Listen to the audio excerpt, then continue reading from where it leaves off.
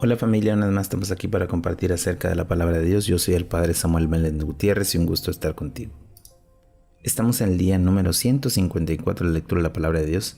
En este día vamos a compartir del Evangelio según San Marcos, capítulo 3 al 4 y el Salmo 20. Vamos a preparar nuestra sala de escritura para continuar la lectura de la palabra de Dios. También vamos a preparar nuestro corazón. En el nombre del Padre, y del Hijo, y del Espíritu Santo. Amén. Del Evangelio según San Marcos. Capítulo 3. El sábado y la vida. Entró de nuevo en la sinagoga y había ahí un hombre que tenía la mano atrofiada. Estaba acechando para ver si le sanaba en sábado y tener así un motivo para acusarlo. Jesús dijo entonces al hombre de la mano atrofiada: levántate y ponte ahí en medio. Y a ellos les preguntó: ¿qué está permitido en sábado? ¿Hacer el bien o hacer el mal? ¿Salvar una vida o destruirla?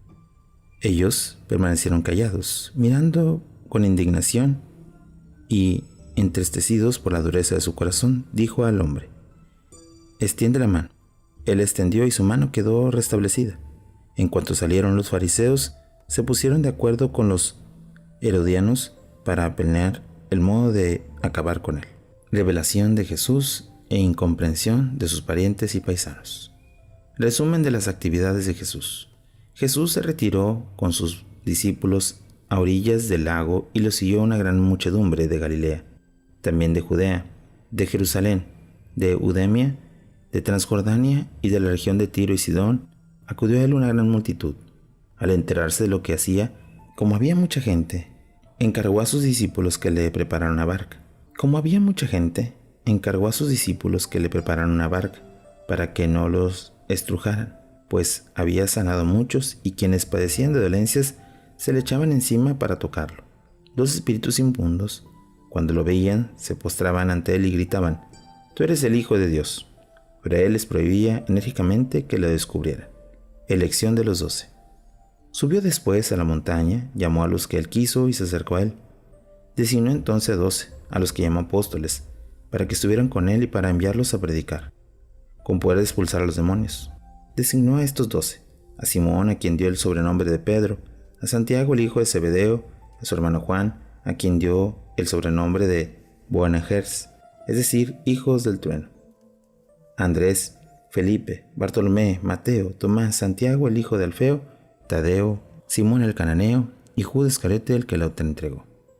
Incomprensión y calumnias. Jesús y su familia. Regresó a su casa y de nuevo se reunió a tanta gente que no podía ni comer. Sus parientes, al enterarse, fueron a llevárselo, pues decían que estaban trastornados. Jesús y los maestros de la ley.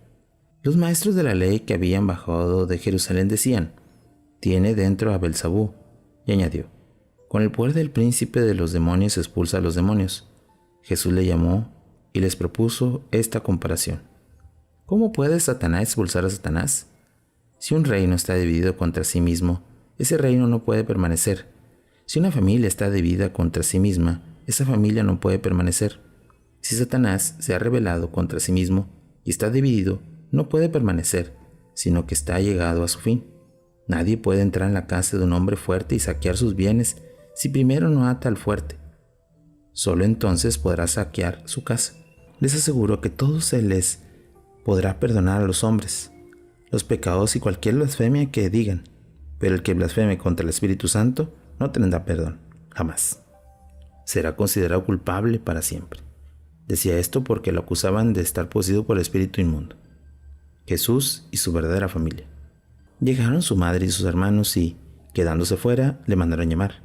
La gente estaba sentada alrededor de Jesús y le dijeron: oye, tu madre y tus hermanos y tus hermanas están afuera y te buscan. Jesús le respondió: ¿quién son mi madre y mis hermanos?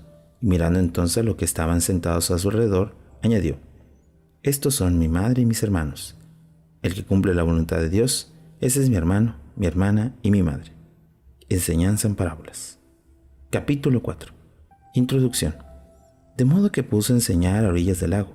Acudió a él tanta gente que tuvo que subir a una barca que había en el lago y se sentó en ella, mientras toda la gente permanecía en tierra, a la orilla del lago. Les enseñaba muchas cosas por medio de parábolas. Parábola del sembrador. Les decía, enseñándoles: escuchen, salió el sembrador a sembrar, y sucedió que al sembrar parte de la semilla cayó en el borde del camino. Vino los pájaros y le comieron. Otra parte cayó en el terreno pedregoso, donde no había mucha tierra.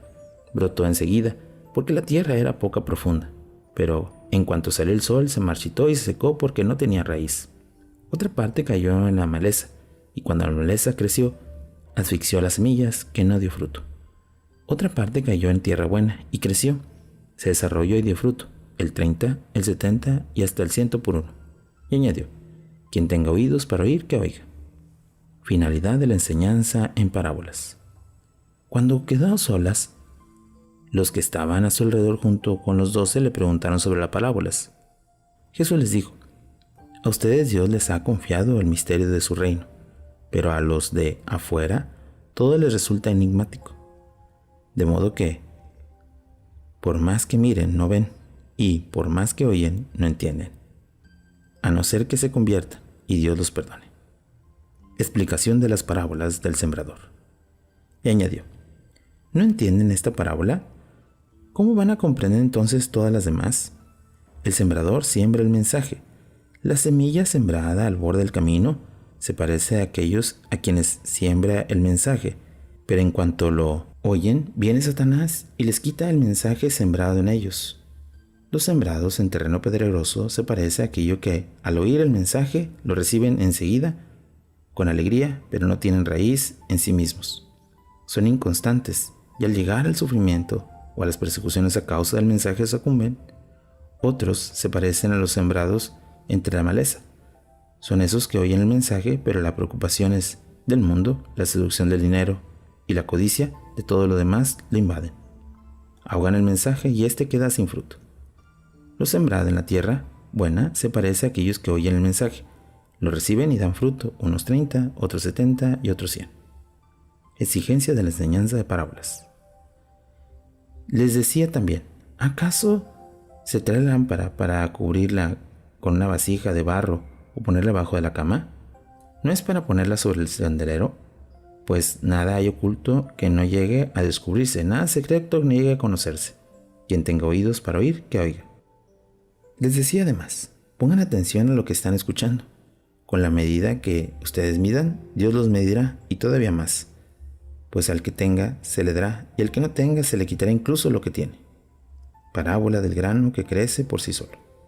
Decía también: sucedió como el reino de Dios lo mismo en que un grano que un hombre echa en la tierra. No importa que él esté dormido o despierto, que sea de noche o de día. El grano germina y crece, sin que él sepa cómo. La tierra da fruto por sí misma. Primero un tallo, luego la espiga, después el trigo abundante en la espiga, y cuando el fruto está a punto, enseguida se corta con la guadaña, porque ha llegado la cosecha. Parábola del grano de mostaza. Pero sigue diciendo: ¿con qué compararemos el reino de Dios? ¿Con qué parábola les pondremos? Sucede con él lo que un grano de mostaza, cuando se siembra en la tierra, es la más pequeña de todas las semillas. Pero una vez sembrada, crece y se hace la mayor de todas las hortalizas y echa ramas tan grandes que los pájaros del cielo pueden anidar a su sombra. Conclusión. Con muchas parábolas como estas, Jesús les anunciaba el mensaje, adaptándose a su capacidad de entender. No les decía nada sin parábolas. A sus propios discípulos, sin embargo, les explicaba todo en privado. Actuación prodigiosa. Tempestad, calma. Aquel mismo día, al caer la tarde, les dijo: pasemos a la otra orilla. Ellos dejaron a la gente y la llevaron en la barca, tal como estaba. Otras barcas la acompañaban. Se levantó entonces una fuerte tempestad y las olas entraban en la barca, de manera que la barca estaba ya hundiéndose. Jesús estaba en la popa, durmiendo sobre el cabezal, y lo despiertaron diciendo: Maestro, ¿no te importa que nos hundamos? Él se levantó, ordenó calmarse al viento y le dijo al lago: cállate, enmudece. El viento amainó y sobrevino una gran calma. Y ellos les dijo: ¿por qué son tan cobardes? ¿Todavía no tienen fe? Ellos se llenaron de un gran temor y se decían unos a otros: ¿quién es este, que hasta el viento y el lago los obedece? Palabra del Señor. Gloria a ti, Señor Jesús. Hemos escuchado estos dos pasajes donde Jesús, en el tercer capítulo, pues habla acerca de la enseñanza, lo que está anunciando, donde los espíritus se agachan, se postran y saben quién es. Y en el segundo momento, en el cuarto capítulo, nos habla ya de la enseñanza en parábolas, donde les está mostrando quién es, qué es esa doctrina que lleva y que quiere compartir con sus discípulos. Finalmente, en el último proceso, es donde los discípulos se hacen la pregunta que ¿quién es este hombre? ¿Quién es el que está con ellos? Ahora la pregunta para nosotros es, ¿nosotros hemos aceptado la doctrina de Jesús? ¿Sabemos quién es? ¿Hemos entendido la palabra de Dios o solamente se ha quedado en nuestros oídos y no ha llegado a nuestro corazón? Meditemos un poco la palabra de Dios.